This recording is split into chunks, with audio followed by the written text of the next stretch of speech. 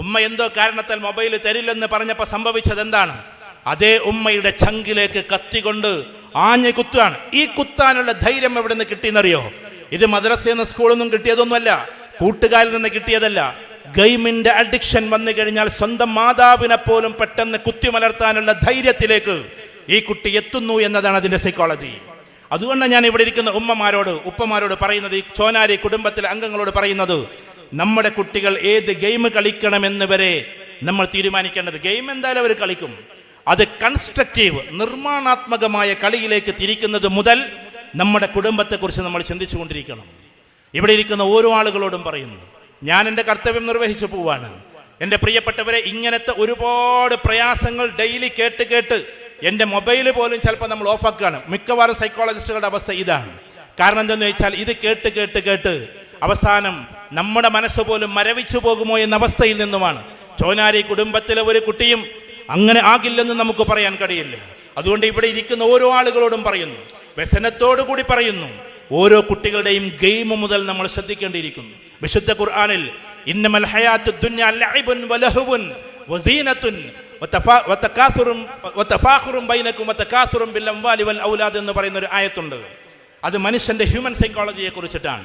ആദ്യം കളി തുടങ്ങും, പിന്നെ വിനോദത്തിലേക്ക് കയറും, പിന്നെ ഭംഗിയിലേക്ക് കയറും, അത് കഴിഞ്ഞാൽ പിന്നെ പരസ്പരം പോര് നടിക്കും, പരസ്പരം പെരുമ നടിക്കും, അത് കഴിഞ്ഞാൽ പിന്നെ സമ്പത്ത് വർദ്ധിപ്പിക്കാനുള്ള മത്സരത്തിലായിരിക്കും എന്ന് വിശുദ്ധ ഖുർആൻ പറയുന്നുണ്ട്. ഇത് ഓരോ ഏജിലുമുള്ള കാര്യമാണ്. ഇതാ ഇവിടെ ചെറിയ കുട്ടികൾ കളിച്ചുകൊണ്ട് നടക്കാൻ, അവർക്ക് പൈസ ഉണ്ടാക്കണം എന്ന് വലിയ മോഹമൊന്നും ഉണ്ടാവില്ല. അവർക്ക് കളിക്കണം, പീപ്പിളി ഊതണം, ബലൂണ് പൊട്ടിക്കണം, ഇതാണ് അവരുടെ കളി. പക്ഷേ ഇവിടെ 12, 13, 14 വയസ്സുള്ള ആൾക്കാർ ഇപ്പോഴും ചിലപ്പോൾ അമ്മാന്റെ മൊബൈൽ വാങ്ങിയിട്ട് കളിച്ചുകൊണ്ടിരിക്കുന്നുണ്ടാവും. അത് കളിയല്ല, അത് ലഇബല്ല, അത് ലഹുവാണ്. ലഹുവ് എന്ന് പറഞ്ഞാൽ വിനോദമാണ്, അമ്യൂസ്മെന്റ് ആണ്. ആ കളിയിൽ നിന്നും പിന്നെ അപ്പുറത്തേക്ക് കടന്ന് ഭംഗിയിലേക്ക് കടക്കും. ബ്ലൂട്ടാത്തയോണമൊക്കെ തേച്ചിട്ട് മുടിയൊക്കെ ഹെയർ സ്റ്റൈലൊക്കെ മാറ്റിയിട്ട് വേറൊരു ലെവലിലൂടെ ബൈക്കും ഓടിച്ച് സ്റ്റൈലനായിട്ട് അവൻ നടക്കാൻ തുടങ്ങും. ലഇബുൻ വലഹുവുൻ വസീനത്തുൻ, ഭംഗി പ്രകടിപ്പിക്കാൻ വേണ്ടി അവൻ ശ്രമിക്കും.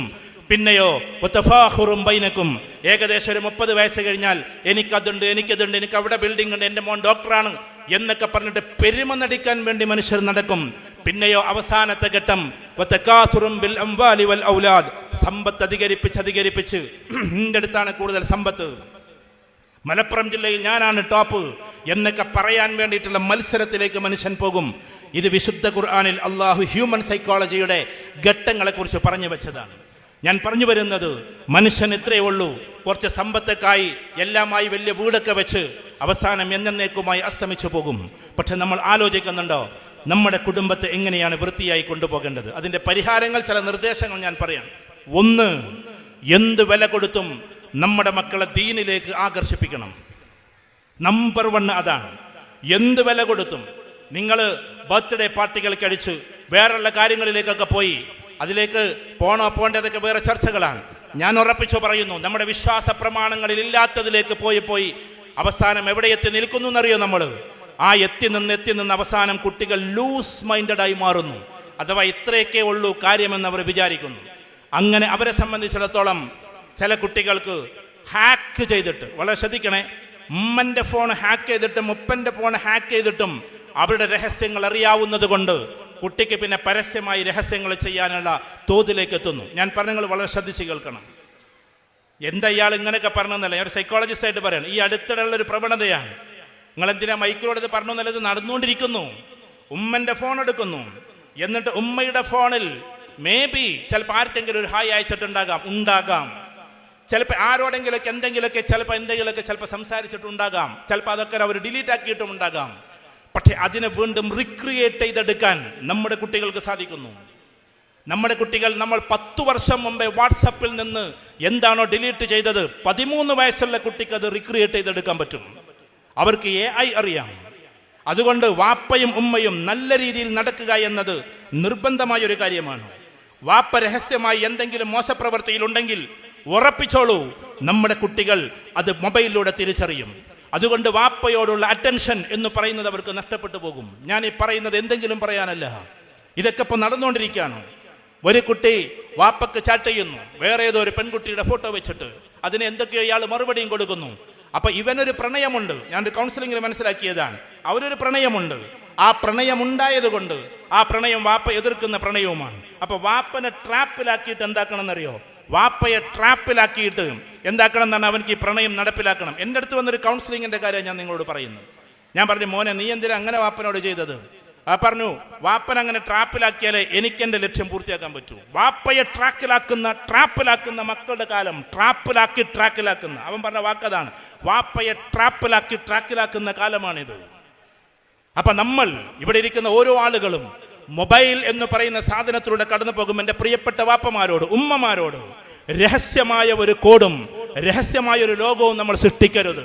അത് സൃഷ്ടിച്ചു കഴിഞ്ഞാൽ നമ്മുടെ മക്കൾ പച്ചവെള്ളം പോലെ പുറത്തേക്ക് കൊണ്ടുവരും. ഇതിനെ ഞാൻ പറയുമ്പോൾ നിങ്ങൾക്ക് വേദനിക്കാം, പക്ഷെ ഞാൻ എൻ്റെ കാര്യം പറഞ്ഞേച്ചു പോകുന്നു, നടക്കുന്ന കാര്യങ്ങൾ പറഞ്ഞേച്ചു പോകുന്നു. എത്രയോ കുട്ടികൾ ഉമ്മയുടെ ഉപ്പയുടെ ഇങ്ങനെ എന്തെങ്കിലും ചെറുതായിട്ട് എന്തെങ്കിലും വ്യതിചലനമുണ്ടെങ്കിൽ അതിനെ കണ്ടെത്താൻ പ്രാപ്തിയുള്ള AI ടെക്നോളജി ഉപയോഗിക്കുന്ന കുട്ടികളുടെ കാലത്ത് വാപ്പക്ക് 5 കൊല്ലം മുമ്പ് എന്ത് രഹസ്യമുണ്ടായിരുന്നു എന്ന് ഈ 2025 ഇന്നത്തെ ദിവസം ഏപ്രിൽ 12-ാം തീയതി അവന് തിരിച്ചറിയും. 5 വർഷം മുമ്പ് നിങ്ങൾ ഡിലീറ്റ് ആക്കിയതിനെ ഇന്ന് കൊണ്ടുവരാൻ നമ്മുടെ കുട്ടികൾക്ക് സാധിക്കും. അതുകൊണ്ട് നമുക്ക് രഹസ്യമായൊരു ജീവിതമില്ലാതിരിക്കുക, മോശമായൊരു ജീവിതമില്ലാതിരിക്കുക. ആ ജീവിതം ഉണ്ടായിക്കഴിഞ്ഞാൽ കുട്ടികൾ തന്നെ ഇതൊക്കെ നിങ്ങൾ എന്തിനു പറയുന്നു എന്ന ചോദ്യത്തിന് നമ്മളാരും ട്രാപ്പിൽ കുടുങ്ങാതിരിക്കാൻ എന്നതാണ് എൻ്റെ മറുപടി. രണ്ടാമത്തത്, നമ്മുടെ കുട്ടികളെ ദീനീപരമായി മാറ്റുക എന്നത് ഒന്നാമത്തെ കാര്യം ഞാൻ പറഞ്ഞു. ആ ദീനീപരമായ കാര്യം എന്താണ്? ഇവിടെ 5-ാം ക്ലാസ് 10-ാം ക്ലാസ് എന്നൊക്കെ പറയുന്ന ക്ലാസ് കഴിഞ്ഞ കുട്ടികളുണ്ടാവും മദ്രസയിൽ നിന്ന്. അതിനുശേഷം നമ്മൾ അവർക്ക് എന്താണ് കൊടുത്തത്? 5-ാം ക്ലാസ് വരെ പഠിച്ച കുട്ടികൾ, എന്നിട്ട് അവർ അഷ്ഹദത്തു സഫുൽ ഖാമിസ് എന്ന് പറയുന്ന ഒരൊറ്റ ഒരു സർട്ടിഫിക്കറ്റ് അവരുടെ കയ്യിലുണ്ടാകും. 5-ാം ക്ലാസ്സിലെ സാക്ഷ്യപത്രം, അല്ലെങ്കിൽ 7-ാം ക്ലാസ്സിലെ, അല്ലെങ്കിൽ 10-ാം ക്ലാസ്സിലെ, അല്ലെങ്കിൽ +2 സ്ഥാനവിയയുടെ. എന്നിട്ട് ആ കുട്ടി അതോടുകൂടി നിർത്തുന്നു. 5-ാം ക്ലാസ് കഴിയാൻ തന്നെ ആ കുട്ടിക്ക് 10 വയസ്സേ ഉള്ളൂ. മദ്രസ 10-ാം ക്ലാസ്സിൽ തീരുന്നു. ആ കുട്ടി പിന്നെ പുറത്തേക്ക് ഇറങ്ങുന്നു. അതിൻ്റെ കണ്ടിന്യൂഷൻ അവനില്ല. പള്ളികളിലും മദ്രസകളിലും ഒരുപാട് പരിപാടി നടക്കുമ്പോൾ നമ്മുടെ കുട്ടികൾ അതിലില്ല. പിന്നെന്താ സംഭവിക്കുക? അവനിങ്ങനെ അന്നത്തെ കാലഘട്ടത്തിലെ മദ്രസയിലെ ചില ഉസ്താദുമാരൊന്ന് അടിച്ചിട്ടുണ്ടാകാം, ഒന്ന് ഉപദേശിച്ചിട്ടുണ്ടാകാം. അതിനപ്പുറത്തെ സ്വാതന്ത്ര്യപരമായ ലോകത്തിലേക്ക് കടന്നു പോകുമ്പോൾ ഇവനെ പിന്നെ ഇതിനൊന്നും കിട്ടുന്നില്ല.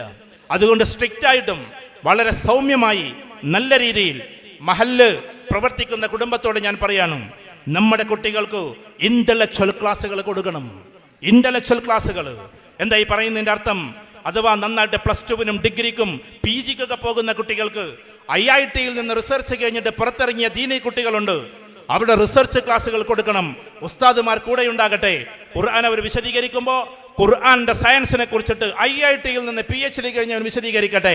ഇത് രണ്ടും എതിരല്ല, ഒന്നിച്ച് ആളുകളുടെ ഉള്ളിലേക്ക് കയറണം. ഇമാം ഷാഫി റഹ്മത്തുള്ളാഹി അലൈഹി പറയുന്നുണ്ട്, ഭൗതിക വിദ്യാഭ്യാസം ആത്മീയ വിദ്യാഭ്യാസം എന്ന് പറയുന്ന രണ്ടെണ്ണമില്ല.